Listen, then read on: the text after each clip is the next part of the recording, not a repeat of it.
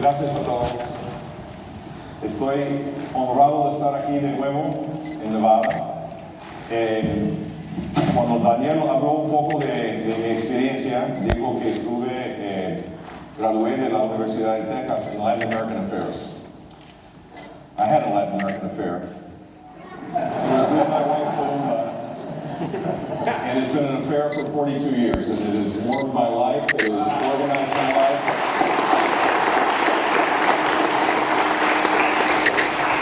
In fact, if I had a magic wand to be able to give anything that could give life, purpose, and meaning, it would be to have every relationship as blessed as mine, with my wife, Columba, and now our 3 kids, and our 2 beautiful in-laws, and our 4 grandchildren. I'm truly blessed, and my life changed when I went to León, Mexico, where I met my wife, Columba, and it's been a blessing from there on out. I thought I'm going to give you the standard stump speech. I'm going to give you 3 stories, if you will. And then we can open up for questions and we'll have a dialogue. The first story is a story in 1998 when I ran for governor the second time. The first time I lost. I was one of the few Republicans to lose in 1994. And sometimes you get disappointed when you lose, but it gave me a chance to reevaluate my life, how I was going about my business, and it made me a better candidate in 1998. I pledged to myself that in 1998 I would wander around. I would listen and learn first, which I think is what's missing in leadership today. So I was in a town hall meeting, similar size as this, and a lady raised her hand, who's now a friend of mine. Her name was Berthe Aponte de la Rosa, a Colombian American. And she was very angry at me without ever meeting me. She just assumed that conservatives didn't care about people like her. Her case was that she had a severely disabled child, a precious 14-year-old, as I recall, about that age at that time, who had autism, had severe developmental disabilities, great challenges, but the way Bertha viewed it was she was a gift from God. That everybody has value in society, and her child, which she loved with her heart and soul, along with her husband Milton, she wanted to make sure that she outlived that child. Imagine that. Think about what it would be like, and maybe people in this room have a similar experience. Think about what it would be like to worry each and every day whether you're going to outlive your child that you love and that you take care of. She was mad at me. I couldn't get her unmad in this public setting, so I said, tell you what, teach me. And so I spent 4 days in that next month where I learned about the plight of families like Berthies and Miltons and Lou's.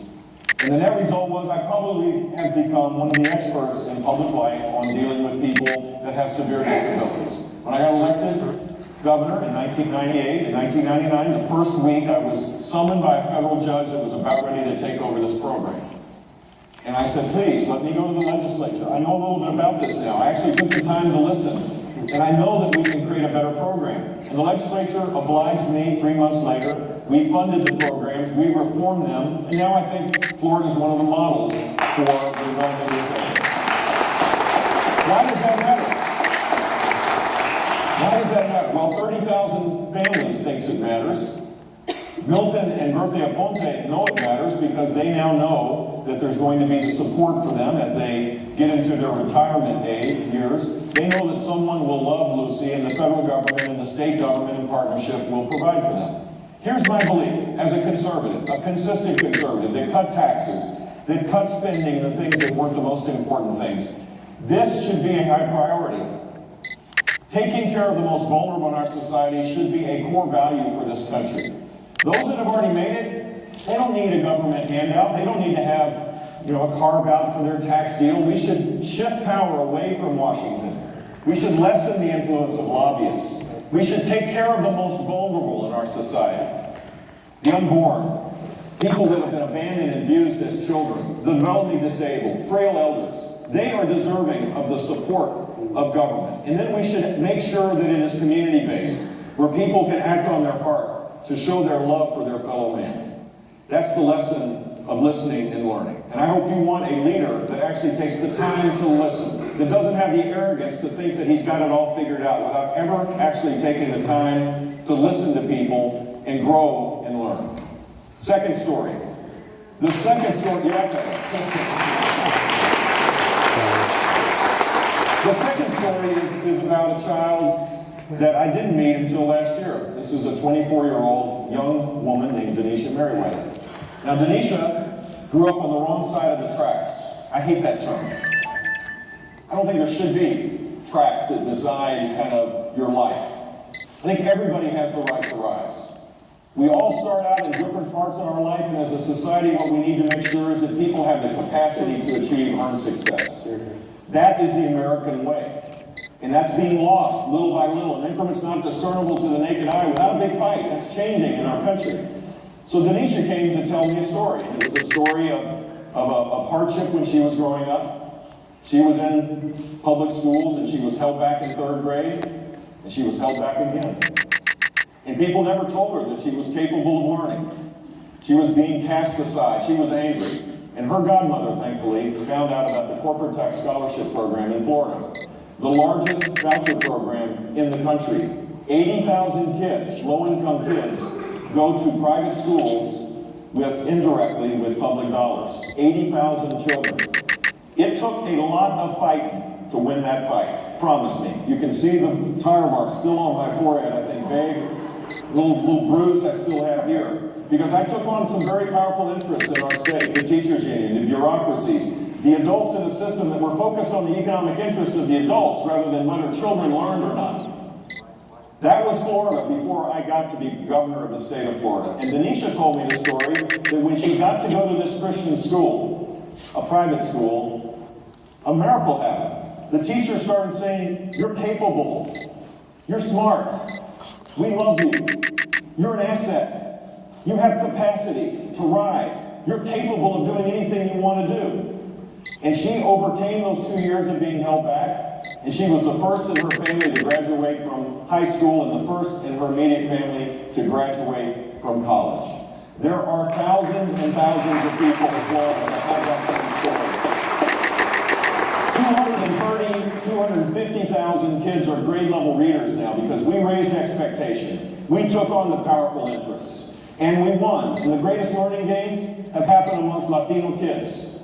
Florida's Latino kids, 4th grade reading on the nation's report card, are 2 grade levels ahead of their counterparts around the country. I'm not kidding. Don't let anybody tell you that children can't learn. A society that is just, that is humble, a right to rise society, and make sure that we challenge every basic assumption so that children can learn. That's not a federal government program, but a leader of this country better make sure that they're a partner in disrupting the order so that more and more children can grow up. Your precinct, your zip code, the level of income of your family should not create the destiny of your life.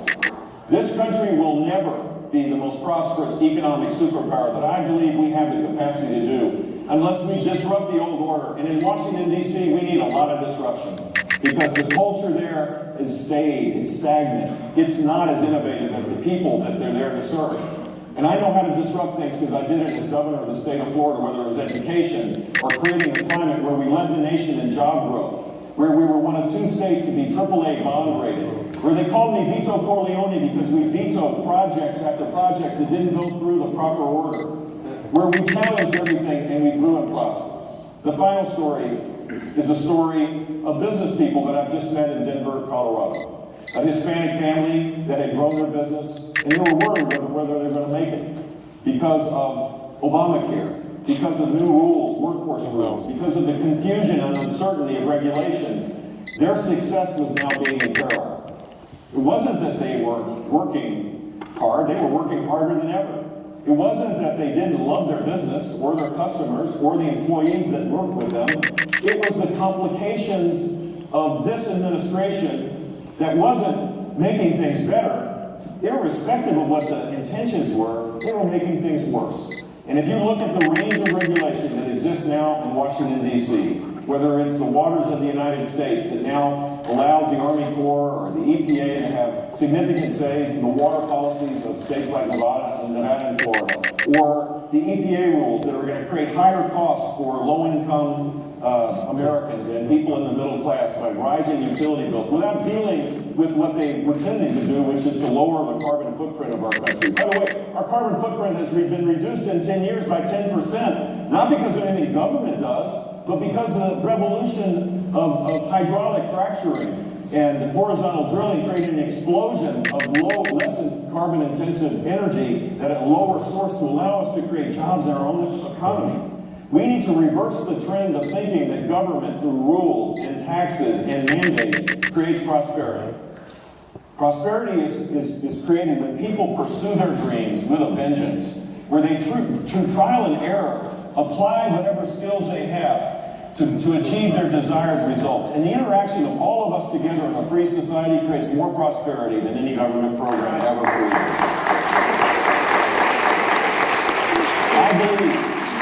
I believe we can grow our economy at 4% per year, not this new normal of 2%. 6 million more people are stuck in poverty than the day that Barack Obama got elected president. The middle class have had a $2,300 decrease in their disposable income since the day that Barack Obama got elected president. This has not worked. If we want to restore America's greatness, we need to make sure that people that are striving for success have a chance to achieve it. And I believe I have the skills to make it happen. High sustained economic growth and a strong America where our leadership is respected around the world is my mission. And I hope to be able to earn your support here in Nevada and across the country. Thank you all.